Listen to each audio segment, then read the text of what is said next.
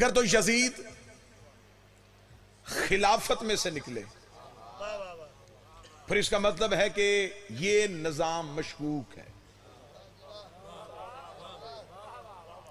जब हमने मौलाना से पूछा कि सरकार यजीद इमामत में तो नहीं है, यजीद तो खिलाफत में है, 6 नंबर का खलीफा आपने शरह फिका अकबर में उसे लिख दिया है, तो आप हमें बताएं कि जिसके खिलाफत में यजीद हो वो निजाम ठीक है या जिसके सिलसिले में हुसैन हो वो निजाम ठीक है? मौलवी ने फौरन कहा जी कि हम भी यजीद को गलत कहते हैं, हम भी शियों के इस नजरिए के हामी हैं। यजीद गलत था लेकिन इस निजाम गलत नहीं था, खिलाफत का बाकी निजाम ठीक था, सिर्फ यजीद गलत था।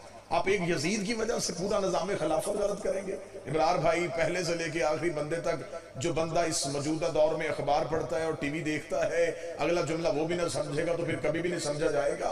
जो बंदा कहता है कि यजीद गलत था बाकी निजाम ठीक था, उस बंदे से मेरी गुजारिश है, यजीद आजाद उम्मीदवार नहीं था, उसे पार्टी ने टिकट दिया था। जो बंदा बोल सकता है, जिसकी मजबूरी कोई नहीं है, जो हाथ उठा सकता है, बिस्मिल्लाह हुसैन, बादशाह हुसैन का हर नौकर सी है।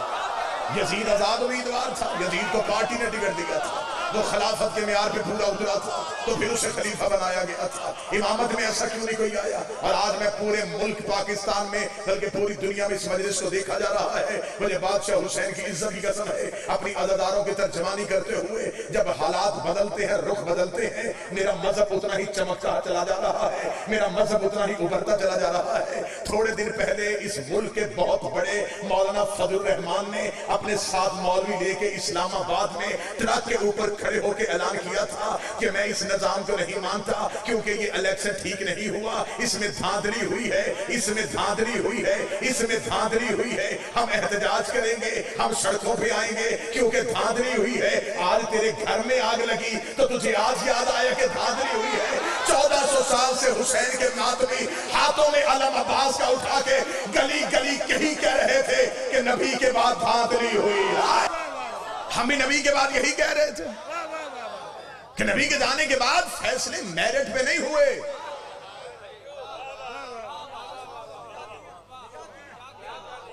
मर्जी के लोगों को इज्जतें दे दी, आज सीट नहीं मिली, आज धांधली याद आई।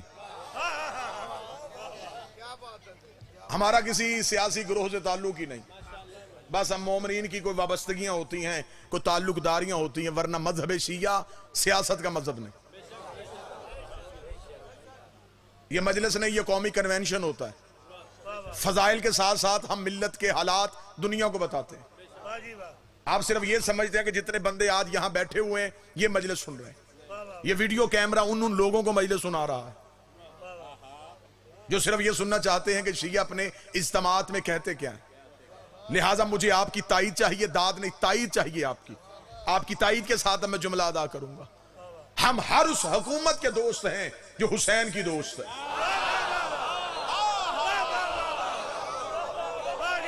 इससे अच्छा जुमला मेरा ख्याल नहीं हो सकता था। हम हर उस हुकूमत के दोस्त हैं जो हुसैन की दोस्त है, हर उस हुकूमत के दुश्मन। हम लोगों की शनाख्त है तो हुसैन के जिक्र की वजह से, पहचान है तो हुसैन के जिक्र की वजह से। इसलिए तो हम अपने सब दोस्त जाकरीन से कहते हैं इस मिंबर के साथ मुखलस रहना। फौज को महीने में तनख्वाह मिलती है, हुसैन हमें दिन में 7-7 दफा देता है।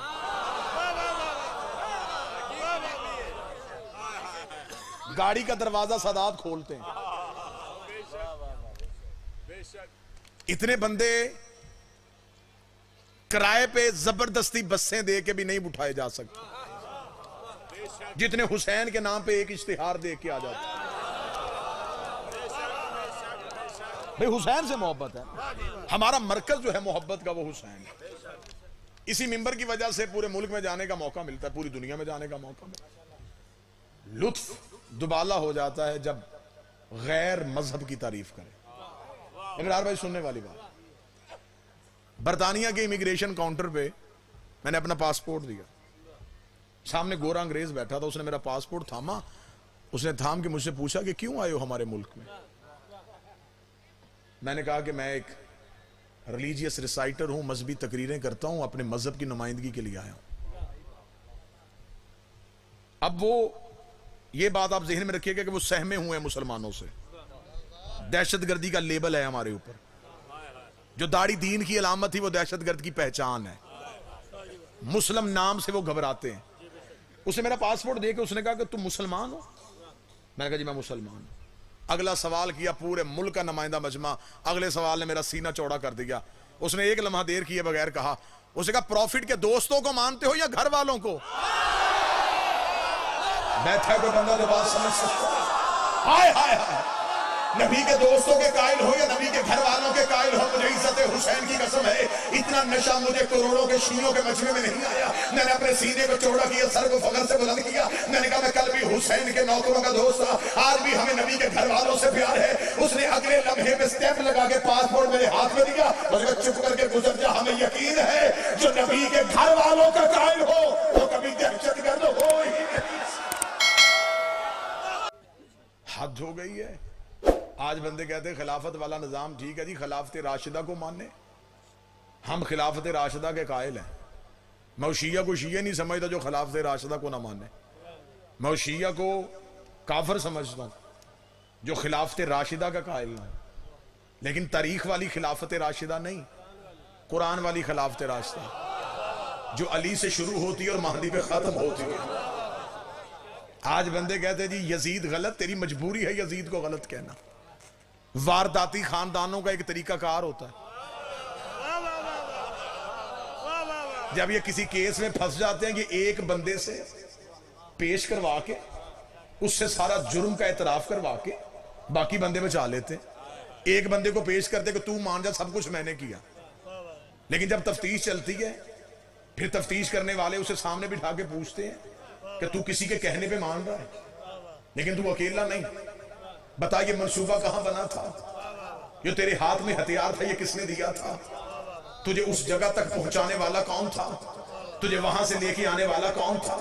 जो दे के गया था वो भी मुजरम है, जो लेके आया था वो भी मुजरम है। आज तरीक इराक में इब्ने खल्दून से लेके डॉक्टर ताहरुल कादरी तक हर कोई बंदा यजीद को पेश कर रहा है। सिर्फ यजीद पकड़ ले बाकी छोड़ दे, यजीद पकड़ ले बाकी छोड़ दे। यजीद के पीछे भी कई और यजीद थे, यजीद के पीछे भी कई और यजीद बैठे हैं। हमें सिर्फ इतना बता यजीद को यजीद बनाने वाला कौन था? किस सोच के तहत यजीद यजीद बना? बिस्मिल्लाह। आज उठ के खड़े होके कहते जी यजीद गलत, हुसैन सही। मैं आखिरी मिंबर से दावा करूं और यहीं पे गुफ्तगू फजाइल के हवाले से खत्म। सिवाय मजहब अहले बैत के, सिवाय हम शियों के, कोई फिरका अपने अकीदे के अंदर रह के मुझे यजीद की खिलाफत गलत साबित करके दिखाए, इससे बेहतर दावा और मैं क्या करूं। बिस्मिल्लाह सरकार, माजरत मैंने देखा नहीं सरकार। वाजिबुल एहतराम काबिल साद एहतराम इज्जत माफ जनाब किबला अल्लामा अजहर हुसैन हैदरी साहब, मोहसिन मिल्लत। कहां से लेके आएगी कौम ताजुद्दीन हैदरी जैसे हीरे? वो लोग कब्रों में चले गए जिनकी कब्रें आज भी हमारे जिस्मों से ज्यादा महंगी हैं। कोई बंदा सिवाय मजहब अहले बैत के अपनी अकीदे के अंदर रह के यजीद की खिलाफत को गलत साबित करे, कैसे गलत साबित करोगे? तुम्हारे पास खिलाफत का पहला असूल क्या है? मौजू है मेरा खिलाफत, इमामत। तुम्हारे पास खिलाफत का पहला असूल क्या है? तुम्हारा पहला खलीफा कैसे बना था? सकीफा में कैसे बना था? उम्मत ने इकट्ठे होकर वोटें दी थी, एक सहाबी ने हाथ पकड़ के बुलंद कर दिया, तुमने खलीफा मान लिया था और तुमने उसे तारीख में लिखा अजमाई उम्मत, कि उम्मत जमा हो गई थी और उम्मत जमा हो जाए तो खलीफा बन सकता है। तो अगर पहला खलीफा इसी असूल के तहत बना तो यजीद के पास ये असूल था, यजीद के पास ये असूल था, उसे उम्मत का अजमा मिल गया था, उसने बहुत बड़ी मेजॉरिटी से अपने हक में वोट ले लिया था।